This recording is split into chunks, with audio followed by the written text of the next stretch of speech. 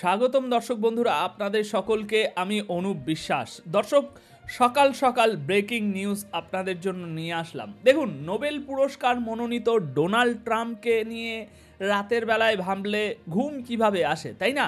তাই এখন বড় বিগ নিউজ এসেছে। হঠাৎ করেই ইরান আমেরিকার ঘাঁটিগুলোর উপরে হামলা চালিয়ে দিয়েছে। অপারেশন বাশার আল ফাত ইরান নতুন এই অপারেশন শুরু করেছে। আর এই অপারেশনটি শুরু হয়েছে ইরানের যুক্তরাষ্ট্রের বিরুদ্ধে নাকি ইসরায়েলের বিরুদ্ধে। মানে যুক্তরাষ্ট্রের যে অপারেশন যুক্তরাষ্ট্র চালিয়েছিল, যার নাম ছিল অপারেশন মিডনাইট হ্যামার, যেখানে B-2 বোমারু বিমান দিয়ে ইরানের পারমাণবিক ঘাঁটিগুলোর উপরে হামলা চালানো হয়েছিল, এর জবাব দিতেই ইরান এবার আমেরিকার সামরিক ঘাঁটিগুলোর উপরে আক্রমণ শুরু করে দিয়েছে। মানে যেমনটা আমরা ভাবছিলাম, ধারণা করছিলাম, ইরান আমেরিকাকে তো জবাব দেবে, ইরান তো আর চুপচাপ বসে থাকবে না। ইসরায়েল যেমন মেরেছে তেমন ইসরায়েলকেও পাল্টা ধাক্কা দিয়েছে। তো ইসরায়েলের বাপ আমেরিকা যখন ইরানকে মেরেছে, তাহলে নিশ্চিত পাল্টা আঘাত আমেরিকাকেও দিতে হবে। মানে শিয়ানে শিয়ানে কথা তো হবে, চোখে চোখ রেখে কথা হবে, তাই না? তো সেই জবাব দিতে গিয়ে, চোখে চোখ রেখে কথা বলতে গিয়ে ইরান সত্যিই ভাই হিম্মত দেখিয়েছে। আমেরিকা বিশ্বের পাওয়ারফুল কান্ট্রি, নাম্বার 1 কান্ট্রি, তার সামরিক ঘাঁটিতে হামলা করার জুররাত দেখিয়েছে ইরান। আর শুধু একটা বা দুটো নয়, বলা হচ্ছে দর্শক 4 থেকে 5টি কিংবা তারও বেশি যেসব ঘাঁটি আছে আমেরিকার, সেখানে ইরানের ক্ষেপণাস্ত্র হামলা চালানো হয়েছে। কিছু দৃশ্য আমাদের কাছে এসেছে, এখন দেখুন এই দৃশ্যগুলো দেখুন।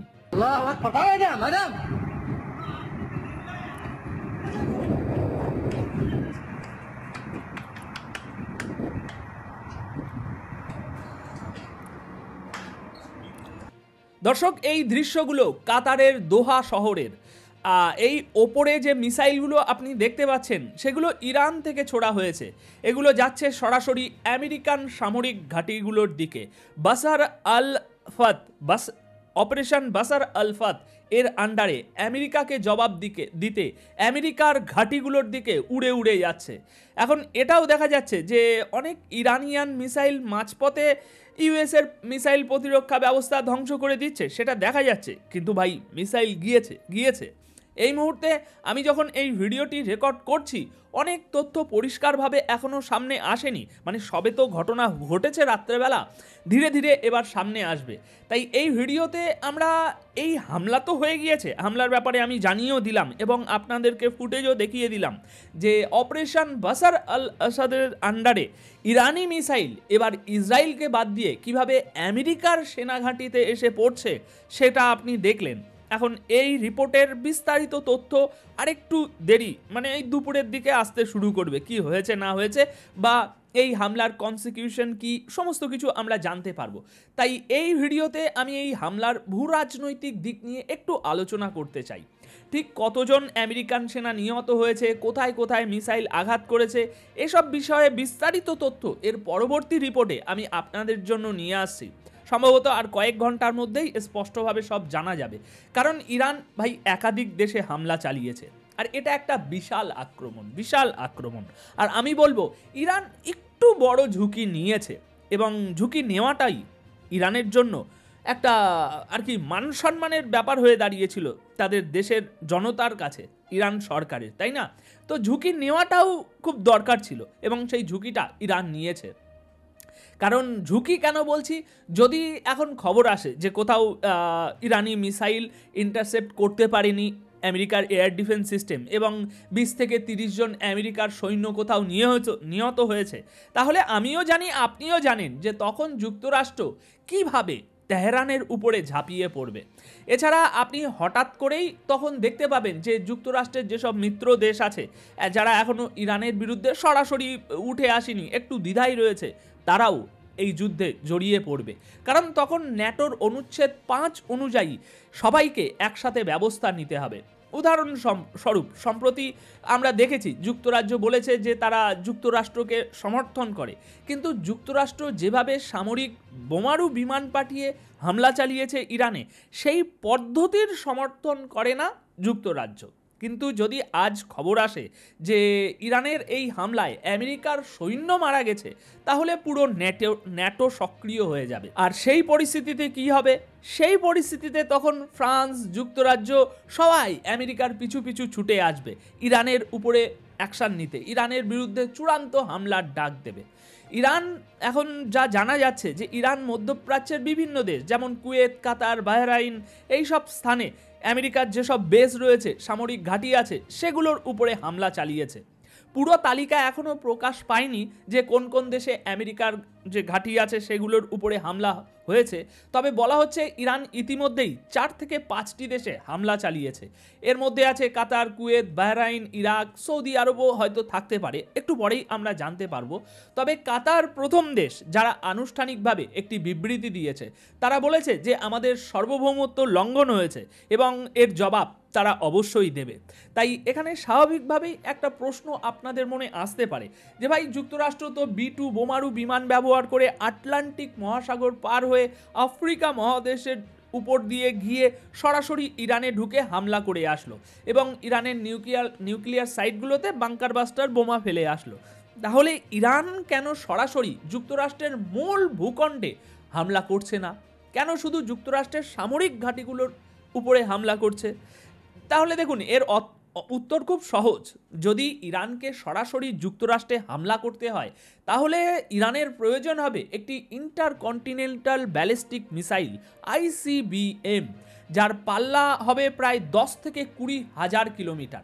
তখন গিয়ে ইরান যুক্তরাষ্ট্রের একেবারে মূল ভূখণ্ডে প্রিসাইজ কোনো একটা অ্যাটাক করতে পারবে।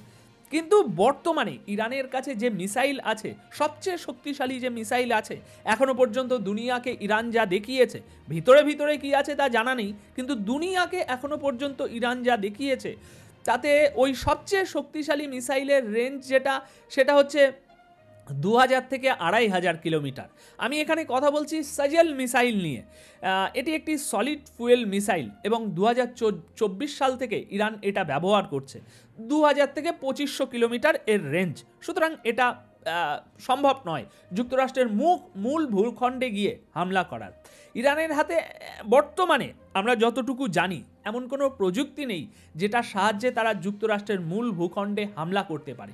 তাই ইরান এখন একটাই কাজ করতে পারে, সেটা হচ্ছে যদি তাদের কোনো স্লিপার সেল যুক্তরাষ্ট্রের ভিতরে থাকে, তাহলে সেগুলোকে অ্যাক্টিভ করে সেই স্লিপার সেলের মাধ্যমে যুক্তরাষ্ট্রের অভ্যন্তরে কোনো হামলা প্ল্যানিং করতে পারে। তাই বর্তমানে ইরানের পাল্টা জবাব দেওয়ার একমাত্র উপায় হলো যুক্তরাষ্ট্রের যেসব সামরিক ঘাঁটি মধ্যপ্রাচ্যে রয়েছে সেগুলোর উপরে হামলা চালানো। কারণ স্লিপার সেল দিয়ে কোনো একটা হামলা করা সেটা খুবই রিস্কি কাজ, টাইম টেকিং কাজ, এবং তাতে বিশাল কোনো শত্রুকে ক্ষতি করা যায় না। একটা লিমিটেড দায়রার মধ্যে ক্ষতি করা সম্ভব, কারণ স্লিপার সেল কতটা আর বিস্ফোরক বহন করবে, তাই না? তো সেই জন্যই স্লিপার সেলটা ওটা ভালো আইডিয়া না। সেই জন্যই একমাত্র উপায় যুক্তরাষ্ট্রকে জবাব দেওয়ার, তাদের মধ্যপ্রাচ্যে যে ঘাঁটিগুলো আছে ভাই সেগুলোর উপরে হামলা করো, এবং ইরান সেটাই করেছে। তো এখন প্রশ্ন হচ্ছে, মধ্যপ্রাচ্যে যুক্তরাষ্ট্রের কতগুলো সামরিক ঘাঁটি আছে? চলুন সেটা আপনাদেরকে একটু জানাই। দর্শক, অনেকেই বলে বড় এবং পূর্ণাঙ্গ ঘাঁটির সংখ্যা প্রায় 8 থেকে 9টি রয়েছে মধ্যপ্রাচ্যে, কিন্তু ছড়িয়ে ছিটিয়ে অনেক ছোট ছোট ক্যাম্প আছে যেখানে 2000 থেকে 3000 সেনা মোতায়েন থাকে সবসময়। এক কথায় বললে যুক্তরাষ্ট্র ইতিমধ্যেই ইরানের বিরুদ্ধে বড়সড় একটা হামলার জন্য পুরোপুরি প্রস্তুতি অনেক আগে থেকেই নিয়ে রেখেছে। তো এই হচ্ছে পুরো বিষয়বস্তু। এখন ইরান সত্যি একটু দুঃসাহস দেখিয়েছে এবং দুঃসাহস দেখানোটা কাম্য ছিল। আমরা আশা করছিলাম যে ইরান এরকম একটা দুঃসাহস দেখাক। তো দর্শক, এখন আপাতত এই প্রতিবেদনে আপনাদের জন্য এতটুকুই তথ্য আনতে পেরেছি। দেখা হচ্ছে পরবর্তী প্রতিবেদনে এই হামলার বিষয়ে, যুক্তরাষ্ট্রের জবাবের বিষয়ে, ইরানের পাল্টা প্রতিক্রিয়ার বিষয়ে সমস্ত তথ্য নিয়ে পরবর্তী প্রতিবেদনে খুব শীঘ্রই আপনাদের সামনে উপস্থিত আমি হচ্ছি। এখন যাওয়ার আগে কমেন্ট বক্সে জানিয়ে যান এ বিষয়ে, ইরানের এই হামলার বিষয়ে, ইরানের এই দুঃসাহসের বিষয়ে আপনি কি বলতে চাইবেন। কমেন্ট বক্সে অবশ্যই আপনার মন্তব্য লিখে জানিয়ে যান এবং অপেক্ষা করুন ইরানের এই হামলার পরবর্তী আপডেট দেখার জন্য। ধন্যবাদ আপনাদের সকলকে।